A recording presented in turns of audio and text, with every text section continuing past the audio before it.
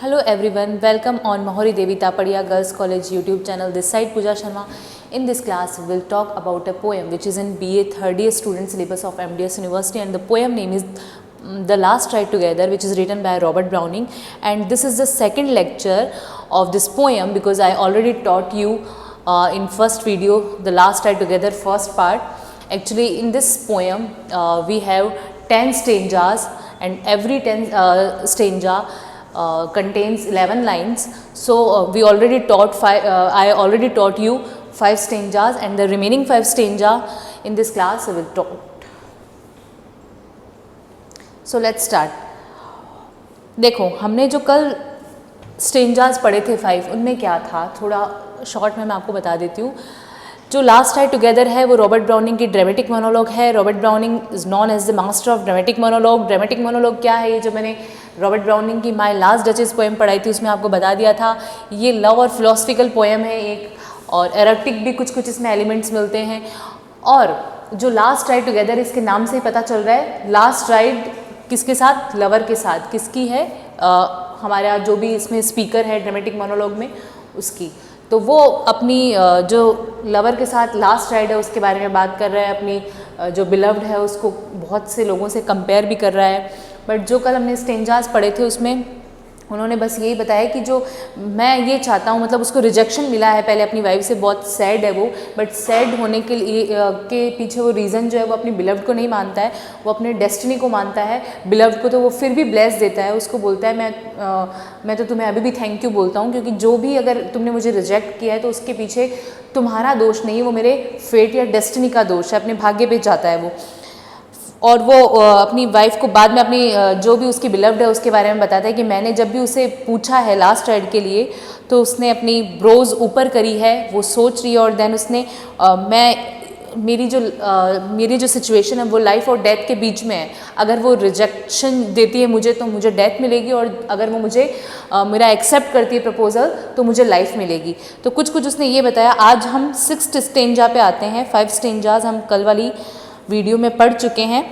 6th stanza है what hand and brain went ever paired.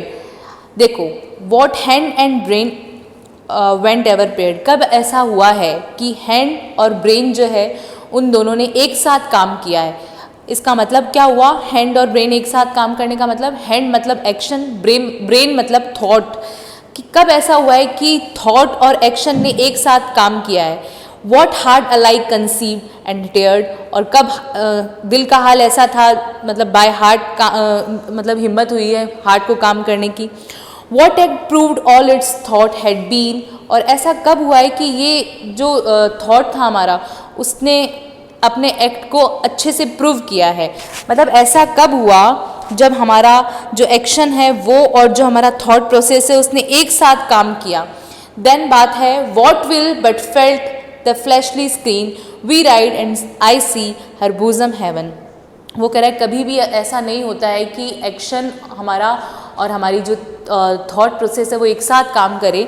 कब ऐसा हुआ है? कब ऐसा हुआ है कि जो हमारा हार्ट है उसने हिम्मत करी है कुछ करने की. What had proved all its thought had been, और कब ये प्रूव हुआ है कि जो भी थॉट है वो पूरे हुए हैं. What will but feel the fleshly screen, और ऐसा कब हुआ है कि इस फ्लैशली स्क्रीन का मतलब हमारी बॉडी जो है उसने कुछ ऐसा फील किया हो. देन वो कह रहा है we ride and I see her bosom heaven, but मैं ज़रूर राइड कर रहा हूँ अपनी बिलव्ड के साथ में. राइड कर रहा हूँ इन द सेंस कि वो मे बी किसी हॉर्स पे राइड कर रहा है, और maybe he is making, मैंने कल भी बताया था कि he is making love with his beloved maybe. So वो यही कह रहा है कि मैं ज़रूर राइड कर रहा हूँ अपनी बिलव्ड के साथ, और मैं उसकी जो हैवीली जो ब्रीद है उसको देख पा रहा हूँ. There's many a crown for who can reach. उसके बाद में डायरेक्ट वो चेंज कर रहा है अपने टोन को, और वो बोल रहा है कि यहाँ पर बहुत सारे ऐसे लोग हैं जिनको उनके काम के लिए क्राउन मिला है. बट क्या क्राउन मिला है वो आगे बताता है. अपने जो लव है उसको कंपेयर कर रहा है स्टेटमैन से, और किससे? एक सोल्जर से. कैसे कंपेयर कर रहा है? There's many a crown for who can reach 10 lines a statesman's life in each.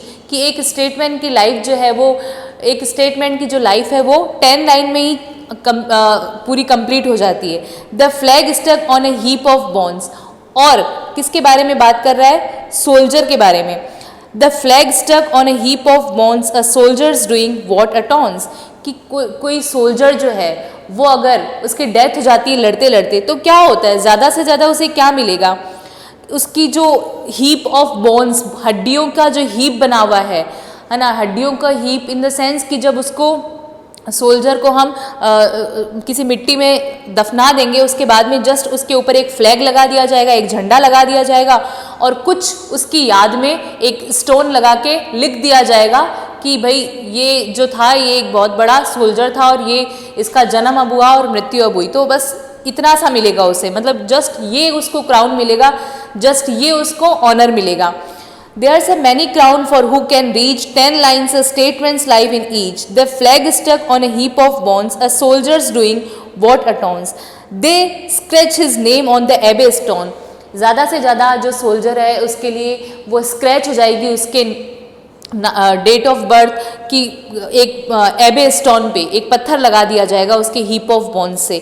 Bones पे ज़्यादा से ज़्यादा ये होगा, सिर्फ मतलब इतना ही उसको ऑनर मिलेगा और इतना ही सम्मान मिलेगा। तो ये जो हमारी स्ट्रेंजा था, 6 स्ट्रेंजर्स में इसने यही बात करी है। और फिर लास्ट में वो बोल रहा है my writing is better bye there leaves, और मेरी राइटिंग बेटर है देयर लीव्स से। तो इसमें जो 6 स्ट्रेंजा में है पोएट ने ये बोला है कि जो हमारा थॉट प्रोसेस है और जो हमारा एक्शन है वो एक साथ काम नहीं कर सकता, है ना। कब ऐसा हुआ है, कब ऐसा प्रूव हुआ है कि हमारी जो बॉडी है उसने ऐसा फील किया हो कि थॉट प्रोसेस और एक्शन एक साथ काम कर रहा हो। फिर उसने कंपेयर किया है अपने लव को किससे? सोल्जर और स्टेटमैन से। स्टेटमैन के लिए बोला है कि एक स्टेटमैन की जो लाइफ है वो तो 10 लाइन्स में ही कंप्लीट हो जाती है, जबकि लवर के साथ ऐसा नहीं है, उन पे तो बहुत सारी चीज़ें लिखी जा सकती है। इनडायरेक्टली वो ये बोल रहा है, बट स्टेटमेंट के लिए वो बोल रहा है कि उसकी लाइफ तो 10 लाइन्स में ही एंड हो जाती है। फिर वो सोल्जर पे आ रहा है, सोल्जर के लिए बोल रहा है कि जो एक सोल्जर है अगर वो किसी मतलब किसी भी वॉर पे उसका डेथ हो जाता है तो क्या होता है, ज़्यादा से ज़्यादा उसको इतना ऑनर मिलेगा कि उसकी जो हीप है, किसका? बोन्स का जो हीप है, इन द सेंस कि उसके फ्यूनरल पे, उसके जहाँ पे डेड बॉडी है उसको दफनाया गया है वहाँ पे ज़्यादा से ज़्यादा एक स्टोन लगा दिया जाएगा, एक पत्थर एबे स्टोन लगा दिया जाएगा, उस पर उसका कुछ कुछ स्क्रैच कर दिया जाएगा, जस्ट नाम, और जैसे आप लोग देखते ही हो टीवी में या आपने रियल में भी देखा है, बस उतना उसको ऑनर मिलेगा, उससे ज़्यादा कुछ भी नहीं। जबकि मेरी जो लास्ट राइड है मेरी बिलव्ड के साथ, वो क्या है? इन सबसे बेटर है। वो अपनी लास्ट राइड को इनसे बेटर बताना चाहता है। तो ये हमारा 6th स्टेंजा था। नेक्स्ट वो बात करता है what does it all mean poet well your brains beat into rhythm. Actually अब वो कंपेयर कर रहा है अपने लव को, अपनी लाइफ को किससे? पोएट से। वो पोएट को कह रहा है what does it all mean poet, poet बनने का क्या मतलब है? Well your brains beat into rhythm, कि हो सकता है तुम्हारा जो ब्रेन है वो बीट करे रिदम में। You tell what we felt only, बस तुम वही चीज़ें बताते हो जो हम लोग फील करते हैं। मतलब जो ऑब्वियस बात है, एक पोएट जो है वो क्या लिखता है? जो वो दुनिया में देखता है, जो वो ऑब्जर्व करता है। हम अगर कोई पोएम लिखते हैं, इवन हम में से बहुत सारे जने पोएम लिखते भी होंगे, आप लोग भी पोएम्स लिखते होंगे, चाहे हिंदी में लिखो चाहे इंग्लिश, तो वो कैसे लिखते हो? क्योंकि आपके माइंड में कुछ आइडियाज़ आते हैं तब आप लिखते हो, दुनिया में जो चीज़ हो रही है उसको ऑब्जर्व करके लिखते हो। तो यहाँ जो हमारा स्पीकर है वो पोएट को यही बोल रहा है कि what does it all mean, poet बनने का क्या मतलब है? Well your brains beat into rhythm, हाँ तुम्हारा जो ब्रेन है वो रिदम के अकॉर्डिंग चलता है, ताल के अकॉर्डिंग चलता है। तुम्हारा थॉट प्रोसेस अच्छा है कि तुम कुछ लिख देते हो, बट लिखते क्या हो? You tell what we felt only, तुम वही बताते हो जो हम फील करते हैं, जो हमें फील हुआ है। You expressed you hold things beautiful the best, तुम अच्छे से उन चीज़ों को एक्सप्रेस कर देते हो जिनको हम कुछ करते हैं। You hold things beautiful the best, और तुम उन चीज़ों को एकदम अच्छे से पोएम में सेट करके रख देते हो, ठीक है। You hold things beautiful the best, बहुत ब्यूटीफुली तुम उन चीज़ों को सेट कर लेते हो, उनका राइमिंग स्कीम निकाल लेते हो, उनका रिदम निकाल लेते हो। मतलब तुम एक पोएम को बहुत अच्छे से लिख सकते हो, और लिखते वही हो जो हम लोग फील करते हैं, जो हम लोग मतलब ऑब्वियस बात है, पोएट वही लिखता है जो वो ऑब्जर्व करता है, वही लिखते हो, वही एक्सप्रेस करते हो। And pace them in rhyme so side by side, और तुम उनको एक अच्छे से राइमिंग में लिख देते हो, जो चीज़ हम फील करते हैं वो तुम लिखते हो और उसको एकदम अच्छे से ब्यूटीफुली राइमिंग में फील कर देते हो। ये बोल रहा है। देन क्या बात आती है? देन हमारा पोएट बोल रहा है हैव यू फिर बोल रहा है side by side something nay this much but then have you yourself what's best for man, are you poor sick old or your time. देखो नेक्स्ट बोल रहा है कि ये सब तो तुम करते हो, जो चीज़ हम फील कर रहे हैं वो तुम लिखते हो, but it's something needs much but then have you yourself what's best for man. क्या तुम खुद से बता सकते हो कि हमारे लिए जो मैन है, व्यक्ति हैं, उनके लिए बेस्ट क्या है। ठीक है, तुम जो हमारी फीलिंग्स हैं उनको ब्यूटीफुली रिदम करते हो, राइमिंग में लिखते हो, तुम पोएट हो, तुम्हारे पास में इतना पावर है कि तुम उन चीज़ों को बहुत अच्छे से होल्ड करके लिख सकते हो, बट क्या तुम अपनी तरफ से बता सकते हो कि मैन के लिए बेस्ट क्या है। Are you poor sick old or your time. तुम क्या हो, पुअर हो, सिक हो, क्या हो, तुम क्या कर रहे हो, अपना टाइम क्यों वेस्ट कर रहे हो इन सब में। Nearer one which your own Sublime. क्या तुम्हारे पास अपना खुद का कुछ करने के लिए नहीं है, क्या तुम्हारे पास खुद की कुछ फीलिंग्स नहीं है, तुम खुद कुछ नहीं करोगे। मतलब इनडायरेक्टली वो पोएट को बोल रहा है कि तुम बहुत, हमें पता है कि तुम्हारे पास इतना पावर है कि तुम जो चीज़ें ऑब्जर्व करते हो उनको बहुत ब्यूटीफुली अरेंज करके लिखोगे, उसमें राइमिंग डालोगे, उसमें रिदम डालोगे, सारी चीज़ें तुम अच्छे से मैनेज करके लिखोगे, बट तुम्हारे पास करने के लिए खुद का अपना कुछ नहीं है क्या, या तुम अपनी तरफ से नहीं बता सकते कि लोगों के लिए बेस्ट क्या है। फिर वो वापस अपनी बात पे आ रहा है, then we who never have turn the rhyme, then we who never have turn the rhyme, कि तुम्हारे पास खुद का करने के लिए कुछ नहीं है क्या। Sing riding's joy for me I ride. वो कह रहा है कि तुम एक काम करो, मेरे लिए कुछ गाओ, राइडिंग्स जॉय गाओ। मतलब राइडिंग में जो इन्जॉयमेंट वो फील कर रहा है हमारा स्पीकर, वो कह रहा है मैं जो फील कर रहा हूँ ऐसा ही कुछ तुम गाओ, राइडिंग जॉय गाओ, फॉर मी आई राइड, मेरे लिए मैं राइड कर रहा हूँ, उसके लिए तुम कुछ अच्छा गाओ। तो पहले जो सिक्स्थ स्टेंजा था उसमें कंपेयर किया अपने लव को किससे, एक सोल्जर से और स्टेटमैन से। अब उसने पूरे स्टेंजा में कंपेयर किससे किया है, पोएट से। नेक्स्ट बात कर रहा है एंड यू ग्रेट स्कल्पचर। अब कंपेयर कर रहा है एक स्कल्पचर से, मूर्तिकार से, शिल्पकार से कंपेयर कर रहा है अपने लव को। And you great sculptor so you gave a score of years to art, कि तुम ग्रेट स्कल्पचर, तुमने बहुत सारे अपने साल आर्ट में दे दिए, है ना। मतलब तुमने आर्ट सीखने में, कला करने में ही अपने जीवन के काफ़ी साल दे दिए। Her slave and that's your Venus whence we turn to yonder girl that fords the burn.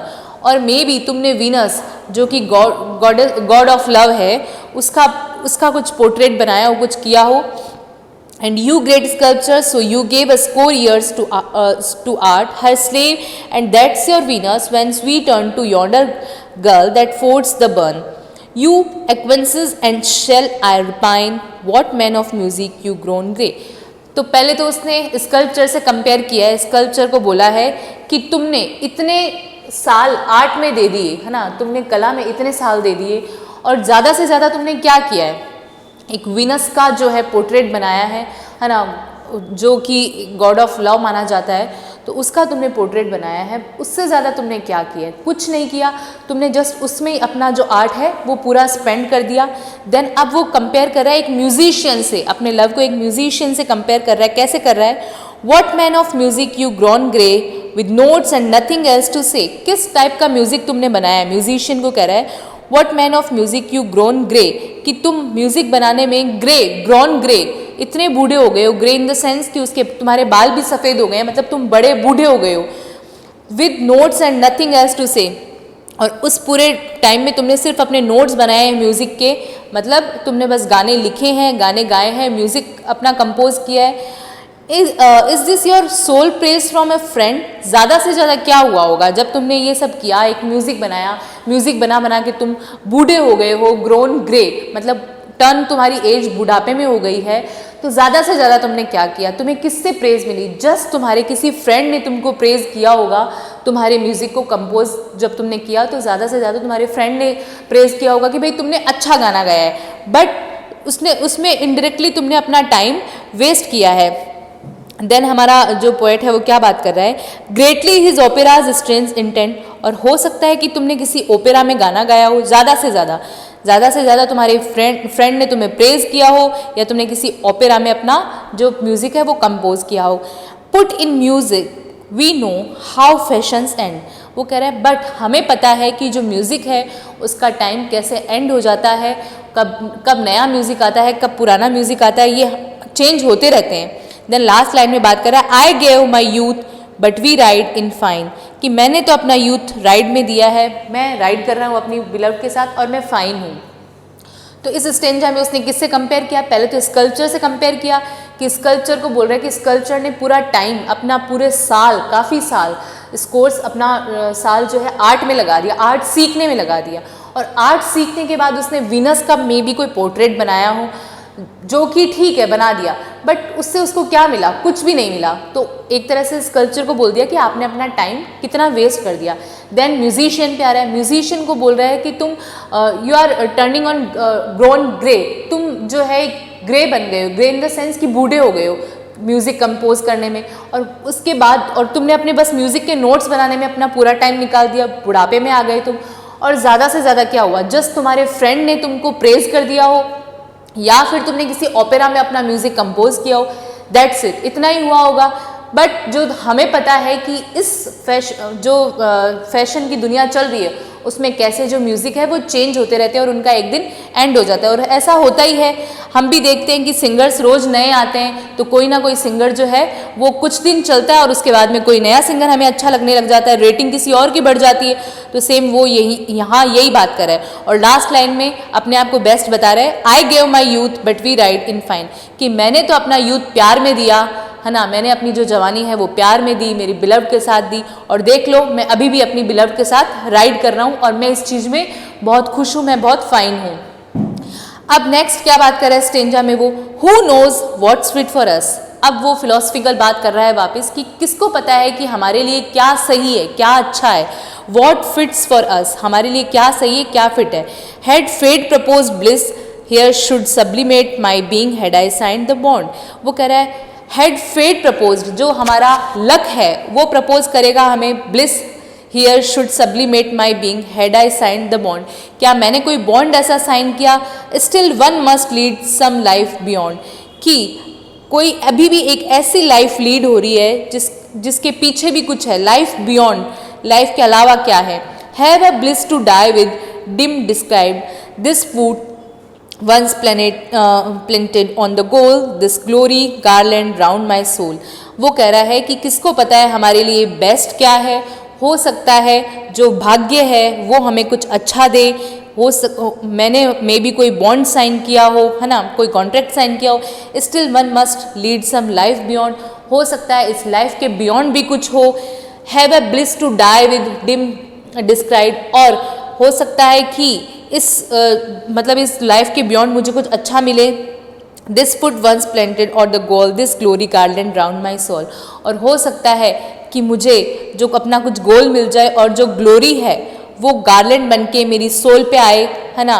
Could I descry such try and taste I sing back shuddering from the quest, earth being so good would heaven seem best, now heaven and she are beyond this ride। वो कह रहा है कि हो सकता है कि मेरा भाग्य मुझे और कुछ अच्छा दे, नया दे, है ना, इस लाइफ के बियॉन्ड भी मुझे कुछ मिले, मे बी मैंने मेरा जो फेट है वो मुझे प्रपोज करे, मैं कोई बॉन्ड साइन करूँ, कोई कॉन्ट्रैक्ट साइन करूँ कुछ अच्छे के लिए। बट लास्ट में वो बात कर रहा है, now heaven and she are beyond this ride, बट मैं जो हूँ वो अभी ऑलरेडी हेवन में हूँ, मतलब मैं हेवन में हूँ इन द सेंस मैं अपनी बिलव्ड के साथ हूँ एंड मैं जो हूँ राइड कर रहा हूँ उसके साथ, तो मैं अपने आप को यही मान रहा हूँ कि मैं अभी हेवन में हूँ। And she are beyond this ride, और हेवन और जो मेरी बिलव्ड है वो मेरे लिए इस राइड से भी ज़्यादा कुछ है, बहुत स्पेशल फीलिंग्स है मेरी। बाद में वो नेक्स्ट स्टेंजा में और लास्ट स्टेंजा में क्या बात कर रहा है, and yet she has not spoke so long, फिर अपनी बिलव्ड के लिए बोल रहा है कि हाँ वो बहुत टाइम से कुछ बोल नहीं रही है, उसने कुछ बोला नहीं है। What if heaven be that fair and strong हो, what if heaven be that, कि क्या हो अगर जो हेवन है वो फेयर और स्ट्रॉन्ग हो, at life's best with our eyes upturn with our life's flower its first descend we fix so ever should so abide. वो कह रहा है कि मेरे लिए तो जो हेवन है वो यहीं है, मेरी बिलव्ड ने काफ़ी देर से कुछ बोला नहीं है, मैं तो फील ही नहीं करता। कुछ लोगों के लिए जो हेवन है वो कौन सा है, जो अबव स्काई है, स्काई के भी ऊपर है। कुछ लोगों के लिए हेवन वो है, बट मेरे लिए हेवन क्या है, मेरा जो लव है, मेरी जो अभी जो राइडिंग चल रही है मेरी बिलव्ड के साथ, या मेरी जो बिलव्ड है, मेरे लिए तो हेवन वही है। And yet she has not spoke so long. What if heaven be that fair and strong at life's best, with our eyes upturned, whether life's flower is first declined, we fixed so ever should so abide. मैं और वो मेरी beloved दोनों ऐसे ही fix हो गए हैं हमेशा के लिए। What if we still ride on, और अभी भी हम राइडिंग पे हैं। We two with life forever old yet new, और हम दोनों एक दूसरे के लिए हमेशा के लिए हैं, हमेशा ऐसे ही रहेंगे, ऐसे ही ओल्ड हो जाएंगे for ever. With life forever old yet new, changed not in kind but in degree, the instant made eternity, and heaven just proved that I and she ride together forever ride. So ये poem थी। Last में इसने यही बोला है कि मैं अपनी बिलव्ड के साथ में हमेशा ऐसे फिक्स्ड रहना चाहता हूँ और एटर्निटी तक इसी के साथ जाना चाहता हूँ। मेरे लिए तो हेवन यही है। बहुत सारे लोगों के लिए हेवन जो है वो अबव स्काई है, बट मेरे लिए मेरी बिलव्ड के साथ लास्ट राइड ही मेरा हेवन है। And heaven just prove that I and she, और ये हेवन हमें प्रूव कर रहा है कि मैं और वो, I and she ride together for ever ride, हम एक साथ हमेशा राइड करेंगे। तो ये हमारी पोएम थी द लास्ट राइड टुगेदर। इसमें हमारे पोएट जो रॉबर्ट ब्राउनिंग है, उन्होंने बहुत ब्यूटीफुली जो लवर है उनकी एक स्टोरी बताई है, बट फिलोसफिकल मीनिंग भी बताया है, उसका एरोटिक मीनिंग भी बताया है। फिलोसफिकल मीनिंग यही बताया कि हमारी लाइफ में बहुत कुछ अच्छा इंटरेस्टिंग हो सकता है, और हमारी लाइफ जो है वो हम जो काम कर रहे हैं किसी ऑनर को पाने के लिए, उसके बियॉन्ड भी में भी कुछ हो। जैसे उन्होंने बहुत सारे एग्जाम्पल्स भी दे दिए अपनी बिलव्ड को, स्पीकर ने कंपेयर किया स्कल्पचर से, म्यूजिशियन से, स्टेटमेंट से, है ना, और एक पोएट से। तो ये सब उसमें काफ़ी कंपैरिजन है, और लास्ट में यही कहा है कि जो मैं अपनी बिलव्ड के साथ हूँ, मैं अपने आप को हेवन में फील कर रहा हूँ, और मैं हमेशा उसी के साथ राइड करना चाहता हूँ। तो ये हमारे पोएम की समरी थी। इसका आप आंसर बहुत अच्छा प्रिपेयर कर सकते हैं। बहुत कुछ है इसमें लिखने के लिए। आप रॉबर्ट ब्राउनिंग का इंट्रोडक्शन प्रिपेयर करें, लास्ट राइड टुगेदर का इंट्रोडक्शन प्रिपेयर करें कि ये कब पब्लिश हुई थी, है ना, कौन से ईयर में पब्लिक हुई, ये एक ड्रामेटिक मोनोलॉग है, कैसे है वो लिखें। ये लव फिलोसफिकल एरोटिक पोएम है, कैसे है वो लिखें, समरी लिखें, और बहुत ब्यूटीफुल इसके जो कैरेक्टर्स हैं वो लिखें, किस किस से कंपेयर किया है इसने बिलव्ड को, अपनी बिलव्ड को, वो लिखें। लाइफ एंड डेथ के बीच में ये कैसे घूम रहा है वो लिखें। सो यही हमारा पोएम था। इसका आंसर आप अच्छे से प्रिपेयर करें। Thank you so much. Poem हमारा एंड होता है।